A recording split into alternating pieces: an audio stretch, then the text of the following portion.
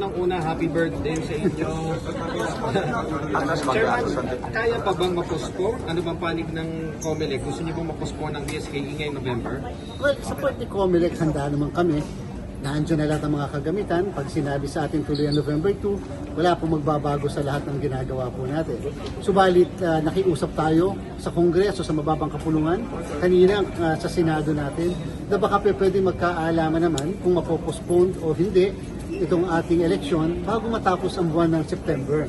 Kasi nga po, filing na ng candidacy sa September 28 to October 5. Sana nga kung kakayanin mas maaga, kahit ikalawang linggo ng September man lang, maging maliwanag kung matutuloy o hindi ang ating halalan. Para mawala naman yung agam-agam ng mga magpapile ng candidacy, yung mga tauhan din namin sa field para maging maliwanag. At number 3, meron po kasi kaming pinaghahandaan na Bangsamoro Parliamentary Election. Kung importante po sa atin ang barangay, equally ganun po ka-importante ang kauna-unahang Bangsamoro Parliamentary Election.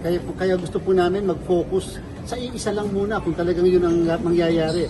Focus kami sa Bangsamoro and then saka namin po problemahin yung barangay NSK. So again, yung aming patuloy na pakiusap, itong buwan ng September, kahit ikalawang linggo man lang, maging maliwanag na yung sagot sa katanungan kung tuloy o hindi ang BSK. Sir, walang masasayang na pondo po.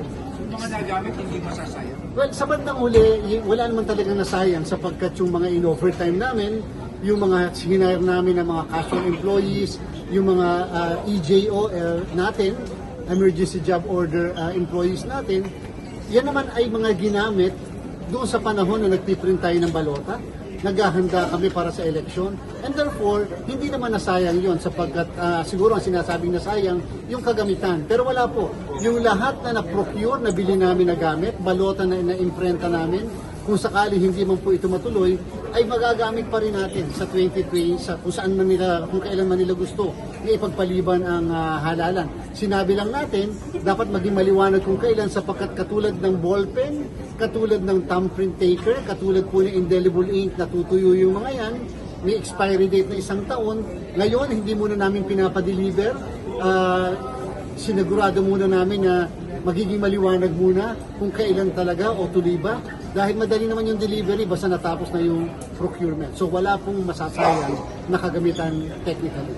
Sir, how about yung training po ng mga teachers? Hindi pa apektado? Hindi pa po namin sinisimulan yung training ng teachers. Magsisimula po yung training ng teachers sa mga 3 linggo mula ngayon. So yun po yung kadahilanan kung bakit kami nakikiusap na malaman kaagad natin kung matutuloy o hindi. Sapagkat pag nag-train tayo ng guro, siyempre pa magbabayad kami doon sa mga lugar kung saan sila iipunin.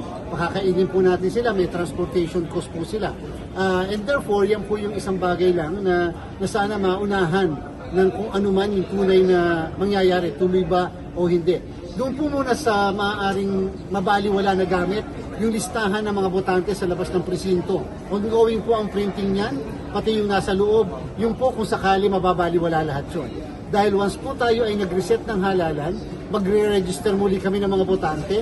Pag nag-register po kami ng mga botante, madadagdagan yung bilang ng mga botante, yung pong mga pampaskil sa labas at yung mga nasa loob, mababago na rin po at mag-iimprenta kami ng panibago. Okay, salamat. Sir, kaya pa ba i-postpone? Pag-uusapan pa ng Senado, pag-botohan, pag-uusapan ng Senado sa Pilipinas.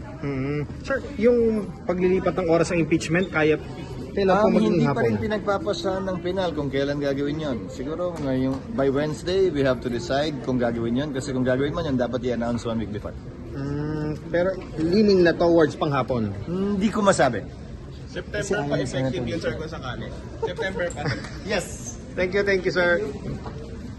Oh, happy birthday, Chairman. Chairman.